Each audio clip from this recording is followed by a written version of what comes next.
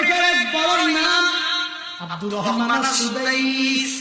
অনেক আল্লাহর বান্দাই তো ভালো করে চিনে, কোরআন তিলাওয়াত শুনে শুনে ভাঙা কণ্ঠের এই কোরআন তিলাওয়াত শুনে শুনে চোখের পানি ফেলায়। শুধু তাই না, আল্লাহর বান্দা 37 বছর পর্যন্ত কাবার বড় ইমাম, মক্কার বড় ইমাম, মদিনার অনেক বড় ইমাম, সৌদি আরবের যেই পরিমাণ দাম, যেই পরিমাণ সম্মান, কাবার ইমাম যার তিলাওয়াত শুনে শুনে ওই মুক্তাদিরাও কান্না করে, ইমামেরাও কান্না করে।